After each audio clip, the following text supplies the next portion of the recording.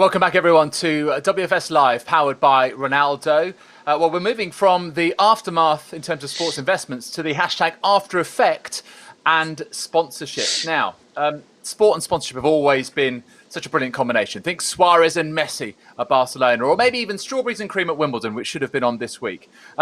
People used to say the sports business was insulated from a recession or a global crisis. But of course, that was as long as events were held and people bought tickets and media were able to broadcast. And of course, that brands wanted to market through sport. Of course, once the coronavirus struck, well, sports and sponsorship suffered like any other relationship. The good news is we are now at least emerging, it appears, from the darkness. Global sport is resilient. There will be a recovery. And no matter how long that recovery may take, some of the future gazing that has been done in recent years already appears to be becoming reality. We've seen creativity from brands, platforms, sports leagues, clubs and athletes themselves to come up with new products and services for their consumers, in which case we mean fans. No different for sponsorship, is it? Because they require creative approaches, lateral thinking to get the best ROI. Pivots are needed, strategies need to be innovative and on point, and campaigns maybe even need to be tactical. But it's also down to the readiness of the client to consider things differently. So this session is entitled The Hashtag After Effect, How Will the Pandemic Reshape Sponsorship in Partnership with Budweiser? Let's welcome our speakers, and you can see them all here. Head of Global Partnerships, AB inBev, Eelco Van der Noll, Director of Global Sponsorships at CISCO, Eaton, President of Rock Nation Sports International and CEO of Rock Nation Unified, Michael Yormark, and Vice President of Global Sports Business at Rakuten, Rahul Kadavakolu. Your moderator for this session is Managing Partner for APAC at SRI, Helen Soulsby. I'm sure that you'll have plenty to discuss with this panel, Helen, and of course our viewers' questions interactively as well. I'll hand you the floor. Thank you, David. What a wonderful introduction. Wow, you've put some context in place there. Thank you. I'm incredibly excited to be joined by this panel. When they started to, roll out the promotion for it, I was like, how can we have these four incredible individuals who are pretty much owning the sponsorship and sports scene out across the world, getting together tonight or today or this morning or wherever you are in the world. We have a pretty international panel. Myself, I'm based in Singapore. We have someone coming from New York, London, a couple in London and one in Colorado Springs, and that's Brian Eaton from CISCO. He has a wonderful, flexible working scenario, so why not go to Colorado Springs? I think that was a very, very good choice, Brian. I'm going to start with a very obvious question, but I think we have to sort of start with the obvious. David said sponsorships have suffered. Have they? What challenges have you had? How have your partnerships been affected? Well, I think that I'll jump in. From CISCO's point of view. Oh, sorry. No, go ahead, Brian. I'll start real quick. From CISCO's point of view, as the only business-to-business sponsor on the panel, I can speak that our sponsorships are very heavily dependent on, one, hospitality. Number two, is people still investing in infrastructure. And the third thing is that we tell our stories through the lens of our partners. And so it's very important for our partners to have a really good structure and a business case and the ability to push through something like this in order for us to stay relevant and to continue to tell our stories. And so when it comes to our partnerships, we view ourselves as an enabler. We're really a behind the scenes solution provider, for lack of a better term. So when the sports world went on hiatus, we reached out to all of our agencies and partners and immediately challenged them to think about how they will keep their fans engaged and lift the morale of their fan base and their communities during these times. Your fans never left you. They have always looked to the sports they admire and the talent and the athletes they admire for leadership. And so we asked our partners, how are you engaging your fans now and every day for the foreseeable future? And what can we do with you that is so impactful that you can't not do it once your fans return? And so within just a few days, we'd implemented a couple of fan engagement strategies across our partners, from New York City Football Club, which was in one of the world's hardest hit cities, where we had players and first responders and medical professionals connecting to talk about their fears, their desires, what the future could hold for them. To in Japan, where we had 80,000 fans at a time tuning in to everything from yoga and cooking classes to stretching with the Yokohama FC Marinos players. And so all of this was conducted via WebEx. That's a CISCO technology, and most how those programs were very well received, and they plan to continue afterwards. But it was definitely a shift and a pivot for us, and I think that from Cisco's point of view, it's very important for us, for our partners, to stay engaged, to stay involved, and to they need to work. They need to work with what works in their own community, and we will be there to support that and enable it. Yeah, interesting. I mean, we have heard a lot about that sort of localization, but also that the technology industry is potentially the industry that has flourished during this pandemic. Michael, I know you were keen to contribute, share your views. Yes. It's interesting. A lot of the buzzwords that Brian used are very relevant to what we do as well. At Rock Nation Sports International, we're really focused on creating partnerships for our athletes and celebrities. And with that being said, what we have found during this pandemic is that purpose-driven campaigns are what brands are really looking for. How do they really connect with consumers? How do they connect with communities during this very, very challenging time? One of our new clients, CISCO in South Africa, I think is a shining example. We've created approximately 10 new partnerships for CIA during what most people would consider the most difficult time that we've ever experienced in our lifetime. And all of those partnerships have been driven by the purpose, the impact on community, the impact on individuals and consumers. And so I think that's a new trend for advertisers and marketers around the world. It's got to be purpose-driven.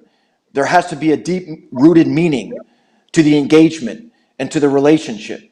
And again, CIA is a shining example of what you can accomplish during a very challenging time, but also how you can partner with organizations to really impact community.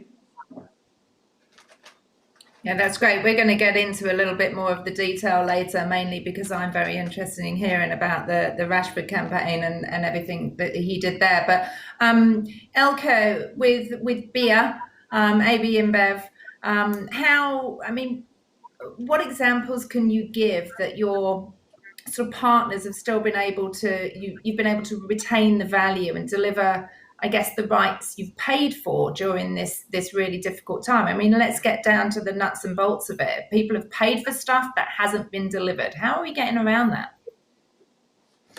Yeah, that's I think the key question for many of the sponsors, right? I think first and foremost, our company is all about bringing people together. I mean, the mission of our company is bringing people together. Now, that's a little challenging in today's climate, but it still can be done in other ways. Bringing people physically together is on hold, at least for a while, but we can do that virtually. And we have done it in many, many ways in partnership with our sports partners and particularly our music partners as well, by the way. We also strongly believe that, this pandemic, if anything, is probably accelerating changes that are already in the making, not so much servicing new things. Things like virtual, live streaming, and other programs were probably in the making already anyway. I think it was just accelerated by the pandemic. So we have been working closely with our partners in sports and music, as I said, to make sure that we can get the value that we have paid for. But of course, there are certain things that can simply not be delivered because of the circumstances. And in most, if not every case, we were able to work it out. But let's call it what it is. We need to share the pain between the different entities. We are paying a lot of money in many instances, and if the value cannot be delivered, there needs to be either substitute benefits, or there are financial ramifications. Let's call it what it is. We need to share the pain. But Eelco, this is Michael. A quick comment on that. I would think that this time also allows a brand like yours to challenge your partners, to be more creative, to think out of the box, to perhaps deliver things that have never been delivered before. I mean, just today's event. We're live streaming this, right? This is something that we never would have thought about in the past. So I assume that coming out of the pandemic, you're going to see more creativity, more innovation from a partnership perspective, and you're pushing clubs and other partners of yours to really think differently. Is that a accurate assumption? Absolutely. I like to think, that we were always doing that, but I think the COVID-19 has put it front and center. No one, I think, in our business is complacent, but I think COVID-19 is almost a catalyst, an accelerator of that thinking. So yeah, I totally agree, Michael. Never waste a crisis. And I think in our case, that's what we're doing. Notwithstanding the human tragedy that's happening in many cases, we are using this pandemic to rethink our portfolio, who we want to partner with, because the good ones are servicing right now, and how we activate going forward. I just want to emphasize that in the end, I think, in our case, bringing people together, that is not going to change. That will be virtual for the time being, but eventually the stadiums will be filled. The passion points, sports and music, that is not going to change. If anything, I think people craving sports and music more than ever before, because they realize how much they missed that because of this pandemic. How are we going to do that may change. It's an interesting point. I remember having a conversation with a brand that will be nameless, and they said this is a fantastic opportunity for us to realize who we want to stay with and who we don't. And it was all around the innovation, the creativity, and actually, rather than being the sort of stick that was beating them, we're actually coming up with the ideas and the solutions and wanting to work together. Rahul, I don't want you to call out any of your partners that maybe haven't been so good to you during this period, but how have you found that with your partnership opportunities, with your partnership relationships? No, I think staying agile, I think it needs to be the norm, irrespective of whether there's a crisis or not. I think that is the basic rule for business at the end of the day. And you're absolutely right. I think partnerships that will survive this storm are partnerships that have been built on the true word partnerships. And we've been talking about things like, you don't use the word sponsorship, right? So you say this is more than a sponsorship, it's a partnership. I think these are times that will test it. In fact, I put out a post recently where saying it's testing times for some, but there will be some who will actually stand the test of time. I think it's this word agility. Which partner has been a true partner right along the journey? Right from the day you signed an agreement, and who stuck to the true essence of what this word partnership entails, I think will very naturally stand the test of time. And also, we're calling it the after effect. I don't think this crisis is over. It's something that we need to keep. It's an evolving process. We need to stay alert. It's not like we've gone through this whole thing and it's done, and now we move on to the next project as far as this life cycle is concerned. And also the impact of whatever has happened so far, it depends completely on the objectives you've set for your partnership, the type of partnership, what position are you in as a sponsor or a partner. Are you a rights owner? Are you getting media rights here? Or are you a brand sponsor? Mediums that you're using, are you heavily an above-the-line brand? Or have you already been using digital and social channels in order to promote your brand or service? And lastly, the type of sport. For us, we have Spartan, for example.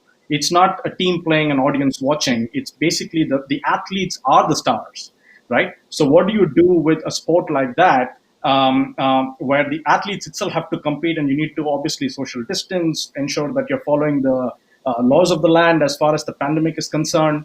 How do you create plans to keep engagement and activation going? And another interesting thing is, I think the word activation and engagement has been almost interchangeably used all this while. But I think a partnership activation sounds more like a thing to do because it's contractual. But I think the more and more we start using partnership engagement, I think people understand that this is more two-way. It's two brands actually talking to each other and seeing what they can do together, keeping the fan at the heart of everything that they do. Lastly, I think this is a shape up or shake out situation, in my opinion. And this has happened across crises, right? So this is not the first time we're seeing it. I think clubs or teams or federations that have done well, I mean, prior to this pandemic, I think are the ones who stand the test of time. So that's it's a shape up or ship out scenario. I mean, let me put this to the panel. A lot of people have said that the world's going through an incredibly difficult time at the moment. Never seen anything like it before. And I know, Eelco, you're sort of saying it will come back. Well, it may take time, and it will come back in different stages in different parts of the world. Will it make a massive difference, or will it impact against very high priced, what some people would say ridiculously priced, potentially, shirt sponsorships, title sponsorships that will now be seen as a little bit perhaps too frivolous for brands that really need to concentrate on what really matters in the world? Who's going to take that one first? Helen, I'll attack a portion of that. I think from a brand perspective, because we speak to brands all over the world every day, it's about being more selective. I think the robust partnerships that you've seen and read and experienced around the world will continue. But I have to assume, and maybe this is a question for my fellow panelists, that being more selective, less is more, coming out of this pandemic and into the new world is going to be something that every brand has to consider. It's also going to force clubs and leagues, venues, and even executives on our side of the business to deliver more value. And again, I go back to the creativity and the innovation, and providing a stronger value proposition.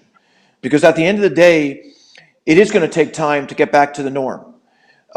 This could be a 1-year process, it could be a 2-year process, it could be a 3-year process. But during that time, brands are going to have to select who are the best partners, where are they going to get the best return on investment, and who are the partners that are going to over-deliver. To me, that's going to be essential moving forward as it relates to continuing to build your business and in some cases protect your business. Yeah, so Helen, I think the fundamentals of sponsorship itself will not change, right? So you don't do sponsorships for the sake of doing them at the end of the day. So I think that there are very clear. It's very important, and I'm saying situations like this, it will absolutely expose those brands or rights owners. So you should not be in a situation where you have to defend why you've made an investment. It should even come to that, pandemic or no pandemic. I think that goes back to how you've fundamentally evaluated a partnership. And the other important thing is a pandemic makes a functional conversation straight away move to a business conversation, right? You're suddenly starting to talk to your CEO and CFO on a daily basis. You're giving them updates. It's not just, hey, this is what marketing or the partnerships team are doing on a day-to-day basis. It's not updates and reporting.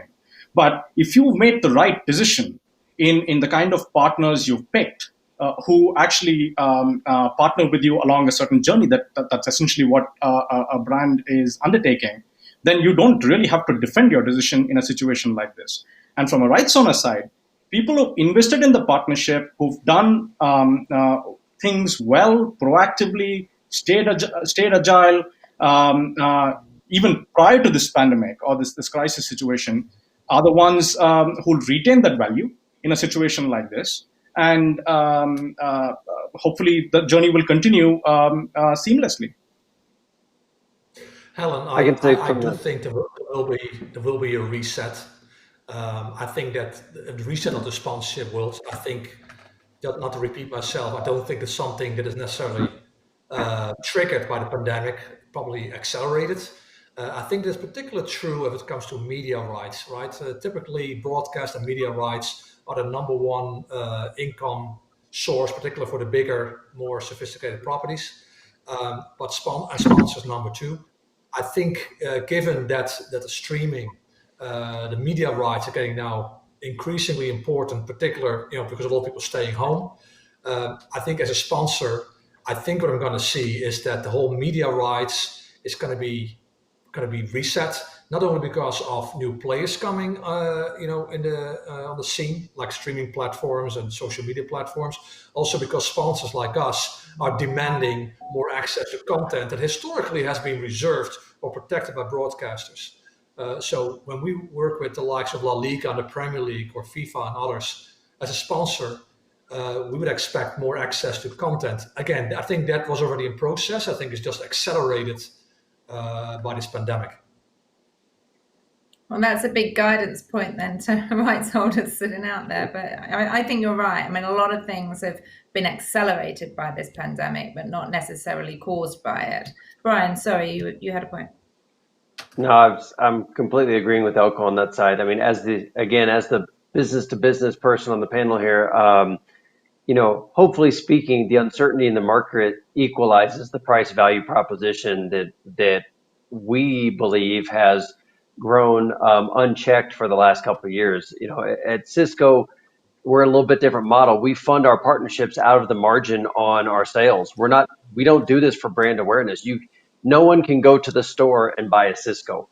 That's not how we work. Yeah. So for us, the sales piece is just as important, and more important than any media or any make good values that they could possibly come up with. So market adjustment benefits us all, I think. We certainly have to look at how our partners responded in the industry and on a community leadership that they've displayed. And yeah, we've identified 1 to 2 current partners who will have a very difficult time renewing. And that's not about success or on the pitch or anything. It's about the leadership and the role they've played in being a part of the global solution. We think they all have a role to play in that. So I think it's, again, we're in a little bit different space just because of the nature of our business. But, I think that, again, the way we look at it is how did our partners show up as part of the solution? And is that a brand we want to be associated with long term? And let's get down into some nitty gritty then. I mean, things are going to change. I mean, I know we're talking that things may get back to normal, but we're talking about reset here, right? We're talking about, which is a fairly strong word. So what changes do you specifically think that you'll make to partnerships in the future, which do directly relate to elements that have been accelerated through COVID? I mean, that could be you're going to measure it completely differently. You're going to, as Michael said, focus much more heavily quality over quantity. What changes are going to happen that are directly related to what we're going through now? You want me to jump in? I want anyone to jump in because I'm not answering the question. Well, I think it's reading about this the other day. I think Major League Baseball player Sean Doolittle said it best the other day in a quote. He said that sports is the reward of a functioning society. And I thought that was pretty brilliant to that end, that it's inherent upon our teams and leagues and sponsors to ensure that there is a sense of community built around sports, but there's also got to be a sense of fan safety and security. And fans expect and deserve that sense when they go into a sporting venue, when they go to an experience or even a live festival or anything like that. There were a number of partners that we worked with who immediately turned to the tech space as their solution and said, we've got to take everything digital, everything virtual, and they had no strategy to do so. And what we're seeing is, if being a tech forward property was not in your DNA previously, now is not the time to start fishing those waters. To us, technology is no substitute for community. There's no improvement in the technology space that will address the limitations of the technology. So we have to admit that we can talk to people around the globe in a way that we once couldn't. We can do virtual summits and things like this. But what we say and how we say it, how we act, how we engage, that's what matters most, I believe, to the fan base. And so only through building that sense of community can we combat the isolation that we've all felt and the loneliness we've felt from the COVID and the social justice and all the things that are happening right now. So if we start there and we build that together and strengthen that sense of the inclusive community, for teams, that means creating and strengthening that unbreakable bond with your team and your talent, with your other partners in your league. That's the type of engagement that we're looking for. And so when we start talking about CISCO and how we're going to be part of the solution.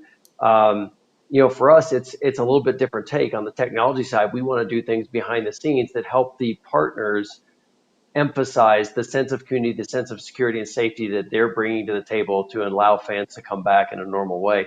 And so we're doing a lot of things in the tech space. I won't get into it, but that's how we're approaching it. And I'd be curious to see how others are approaching it. Yeah. So we've always had this ability to build new businesses around our partnerships. So it's not just building our awareness, converting some of that awareness into becoming strong members of the Rakuten community, but we also had a third angle to our partnerships, which is building new business models jointly. And fundamentally, I think if the partnership has come together based on certain core values that they want to bring to the table, obviously there's a price that you're paying for the partnership itself.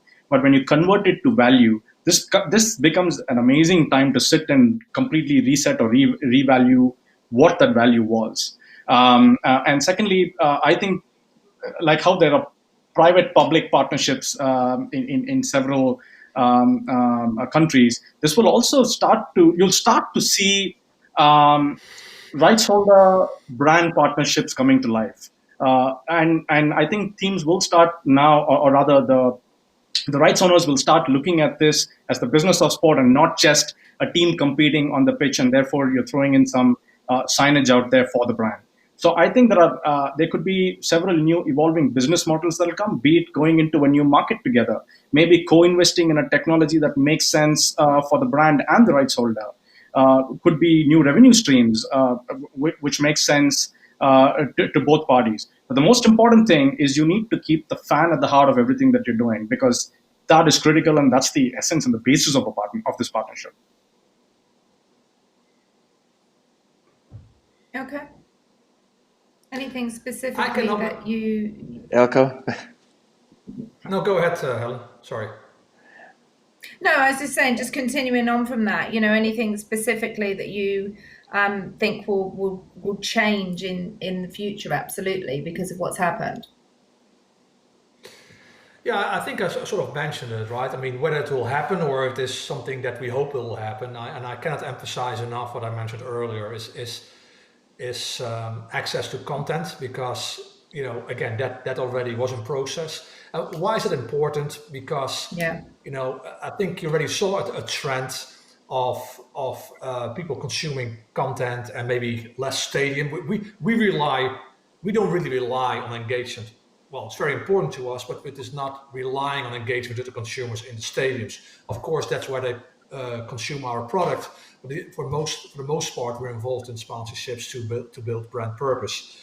And to a great extent, it is through content. And I just want to emphasize, interesting, while we're talking, I got a number of text messages coming in from people in the industry that said, emphasize more on the content piece. We agree.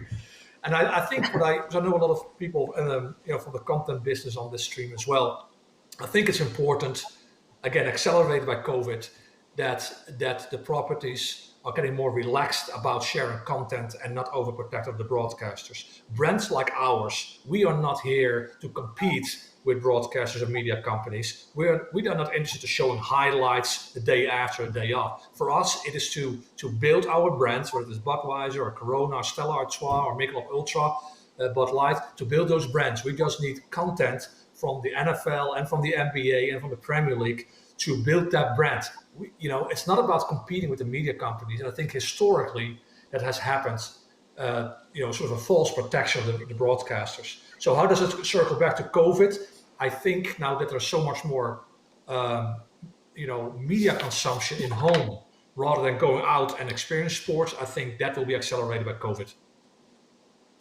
And I think, Helen, there was... Helen, if I could just add one quick thing. I agree with what Eelco was saying about the content piece. As we're talking to brands all over the world for our celebrities and athletes, that is absolutely the number one priority that they're asking for. Access to our players, access to authentic content, and also obviously, how do we distribute that content and give it the biggest reach and frequency that we possibly can. No question that is going to be the number one priority moving into this new world, and we're seeing it on the athlete side each and every day. So just on that point, I think what I was going to say, in addition to what I said before, is also an emergence of a new media channel. And I think this is something that some of the traditional rights owners need to watch out for, in the sense, players' channels are becoming so powerful. And you've seen that, right? People want to see what players are doing at home, families. And this is the emergence of their social media channels have become something that other channels need to compete with.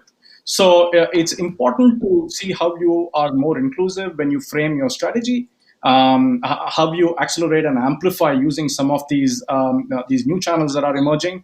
It could be a very interesting time at this reset point. And It's a very different Rahul, cut and dice about how you're going to look at it in the future. yes, just to reinforce your point, we just reopened up our office in the UK last week, and as we were reflecting on what we wanted to look like when we came back, we decided to allocate more resources into the social and digital space, and really went fairly robust into hiring additional bodies, because we have to be able to answer the requests and the needs of the partners that we're developing relationships with. And again, everyone is telling us more content, more content, more content. So we just added 5 members to our staff over the last week, specifically in the content area, to address the needs and the ongoing needs of the partners that we're doing business with. So again, I think there's a real consensus here as to where things are going in the future, and content will be king.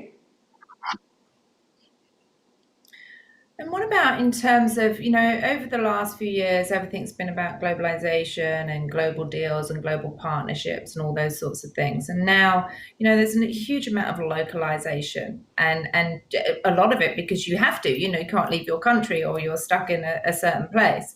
But we're starting most definitely to see a real rise in local players. Do you think there's going to be a switch again, a bit of not a backlash, but a move away from more global elements and into much more localized, personalized relationships going forward? Helen, I'll take a quick stab at that. On the player side of our business, we've got global athletes, and we also have athletes that really are focused on their local community or regional community. And, from our perspective, we are very interested in leveraging the influence and power of our athletes and clients in the communities in which they work, as well as the communities in which they were raised in.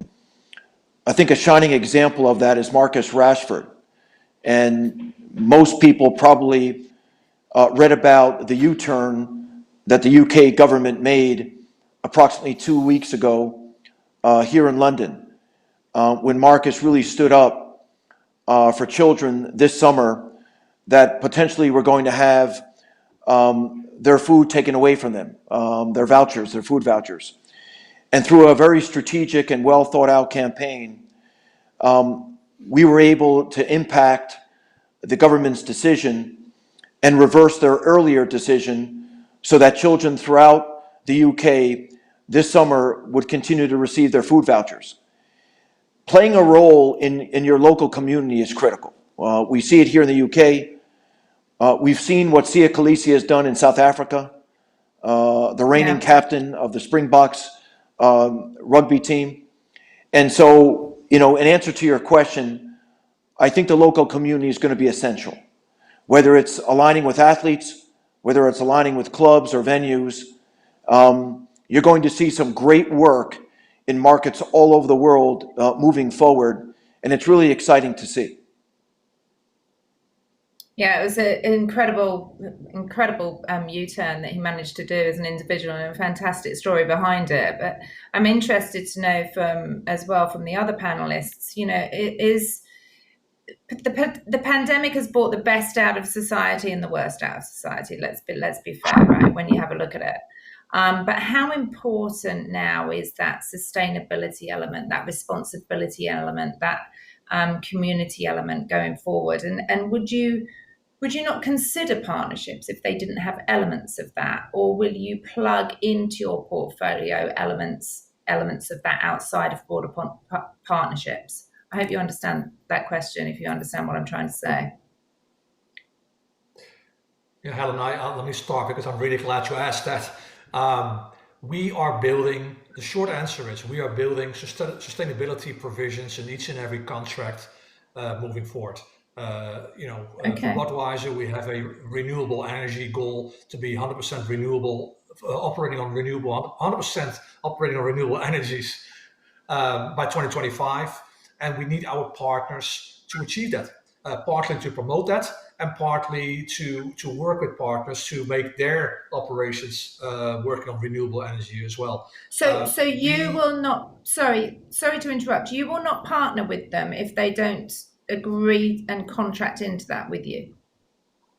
I wouldn't go that far because it's still relatively early stage, but we make sustainability, whether that is now you're challenging me here, Helen. When we make a statement, no more contracts without sustainability. Let's be bold. Front page. Don't kill your credibility. Yeah. No, it's a big part of any discussion we're having. Sustainability. I mentioned renewable energy, but there are many other parts of it as well. And I think, and you're getting to it, what we're seeing here right now is the pandemic, and at the same time, social justice, equality, there's just a lot going on. And brands need to take a stance. And brands, so with the pandemic, we have social justice, and that's a whole, summit in itself. We've got equality, and all these things are coming together, and brands need to step up. And we are taking a stance in many cases, and we are trying and pushing hard to get this reflected in our agreements as well. Eelco, can I ask you a question? Let me ask you a quick question. You talked about equality and social justice, and we know that this is a major issue globally. How are you going to evaluate who or who should not be your partners in the future when it comes to social justice, equality, racism, discrimination? How will you evaluate that as you think about who the partners are that you do want to partner with? It's a great question. I think the answer. It's what I was going to ask. I think that the short answer is I think we want to work with partners that put their words in action, right? Which part, and I don't want to single out one or the other, but which properties, whether it is in the space of music, sports, what have you, that truly have an active role in any of those 2 or 3 areas: equality, social justice, and what have you. Who stand up, who really have active programs that we can identify with and that we can collaborate on, versus the ones that are passive and say, this is not our task. We are a football property or a basketball property or a soccer property. Who is active in this space that we feel comfortable attaching ourselves to and can work together to amplify that message? Thank you. I think I'd be interested to know from other people on the panel around that. I mean, you're right, Michael, the evaluation of partnerships is going to be like a minefield going forwards. And I can see an explosion of expertise in evaluation, risk assessment, and integrity going forward, because it really can be a huge, a massive problem for people going forward, and that's like a super understatement. But Rahul, Brian, anything else to add on that? I don't want anyone to get into trouble, but I think it is going to be a really, really important element. I think sports has a larger purpose. I think I'm sure all of us agree to that. It's not about just teams playing on the field and competing for a title. It's got a massive community aspect to it, and I think sharing some of these values with brands and ensuring that they actually not just on paper but reflect as real actions will become extremely critical in terms of brand partnerships, brand and these partnerships going forward. There's absolutely no taking away from that. And secondly, like you said, the evaluation criteria of how you pick partnerships, I think this will become extremely key, which is what I mentioned before. It's not just a sports entity that provides a certain set of rights to you. The business of sport becomes more and more critical. Yeah, and like how brands have CMOs, CFOs, sustainability officers, culture officers, happiness officers, I think rights holders will also need to start investing because they're a brand as well. It's extremely and brands Yeah. and teams that do that, I think, will be far more successful than the others, or they're just simply playing on luck. Well, Agreed. Val, I mean, when you mentioned earlier, we want to build new business models jointly. That means that your due diligence when you're getting into bed with these individuals is going to be as if you're acquiring, you've got a JV, etc. Brian, anything to add on that? I would just say that from a brand or a club side, a brand shouldn't have to change its mission statement just because of the current crisis situations. Those clubs and brands or true colors are really showing during this time of crisis. Leaders step forward. That's how we look at it, and that's how we're evaluating our partners going forward. Yeah, but Brian, the one Thank thing you, I would just Brian. say is that, and I have to assume, as you guys have gone through the due diligence process of who you should partner with or who you shouldn't partner with, never before has there been such a heightened sensitivity to some of the issues that we're talking about today. So, Yeah. whereby we went through a certain checklist on who potentially could be a good partner in the past, that checklist has changed today. And there is such thing as guilt by association. And so I believe that there is going to have to be a new criteria. And some of the partners that you partner with in the past, because of what's going on in the world today, may not be the right partners in the future. And brands have to be brave enough and have enough courage to make those decisions, right? It's not about who you partnered with in the past. It's who you're going to partner with moving forward in this new world. And are they sensitive to the same things that you're sensitive to? Do they share the same purpose and mission and common values? That's going to be critical moving forward on both sides of the business. I think you're right. Definitely, the landscape has changed. Now I'm now seeing David, our wonderful host, sneaking onto the screen, basically to tell us to get off pretty soon. So what I would like to say is we've talked a lot about when we get back to normal, which of course we all hope we do, but it probably won't ever be quite the same, but I don't know.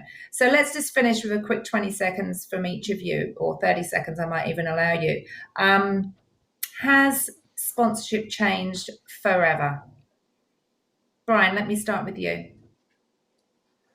I would say yes, it has. That's a simple answer. I think that, again, it's how we evaluate the partners we're with, and exactly what Michael was saying is the partners you were with in the past may not be the ones that you want to be by your side as you go forward. But I think at the same time, we're seeing a lot of good change, positive change, and again, it's part of that market reset we were talking about, not only from a financial standpoint, but just from a mentality standpoint of what teams and clubs and brands need to do going forward to really be a leader in this space. Absolutely. Well, I think the fundamentals of partnerships itself won't change because you're looking at values that both brands can bring to the table. But I think it's a shape up or shake out situation that this whole this pandemic is bringing forward. Extremely critical that that organizations start looking deeper, understanding what this partnership can actually bring to life. And like I said, sports especially has a much larger purpose and value system that take the fans and the market at large. And Michael, I mean, you were pretty eloquent in terms of how you think it's changed forever. Thank you. You got 10 seconds. I'm going to use a phrase that I gave you earlier today. I think that moving forward, it's all going to be about substance over sizzle. It's not going to be about... You see how I let you keep that one? I wanted to steal that. Thank you. It's not going to be about the excitement of the association, but clubs and leagues and athletes and organizations are going to have to demonstrate that there's substance. That That's the great. organizations that want to partner are like-minded and they share the same values, and that there really is a strong value proposition on the table. I think that's what's going to really change, and I think that is the scrutiny and the lens in which people will look at partnerships through in the future. Absolutely. Substance, not sizzle. And Eelco, I've just got 10 seconds. I'm sticking on your "it's a big reset." So how do you want to finish with that? I got 5 seconds. One of my favorite sayings: in the end, everything will be fine. And if it is not fine, it just means it's not the end yet. Love it. Gentlemen, I Love it. absolutely think we need to lobby WFS and say we should have way longer. We could have talked for quite a few more hours on this, I think. Thank you so much. Thank you for the conversation. Thank you, Rahul. Thank you, Eelco. Thank you, Michael. Thank you, Brian. And I very much hope to see you soon. Thank you very much indeed to you as well, Helen. Yeah, only if I can be your agent can you negotiate that deal. Because previously I had a five-a-side team with Neuer, Van Dijk, De Bruyne, Messi and Ronaldo, but I'm now changing to you five because that was a stellar performance and you have played a blinder. I mean, so much to think about just going forward that our attendees will absolutely love, that hopefully they can implement wherever they work. But just the words that you're using, just reprising some themes, the connections that Michael was talking about for the purpose-driven campaign, some brilliant examples. And yes, you've got some awesome clients like Rashford, etc. But wow, that was amazing. Agility, engagement, the message, what we say and how we say is what matters most, said Brian. Also, evolving business models, maybe working almost a little bit like a joint venture from Rahul. Access to content, absolutely key, and content is king, absolutely right. And then just echoes of community responsibility, sustainability from Eelco at the end, and needing provisions in each and every contract for that to be reflected. Brands need to take a stance. Wow, we have definitely got our money's worth out of that session. We're going to be back in the briefest of moments with our next roundtable, which is on the subject of stadium management in a post-pandemic world, a long-term transformation on the cards, ? See you in a couple of ticks.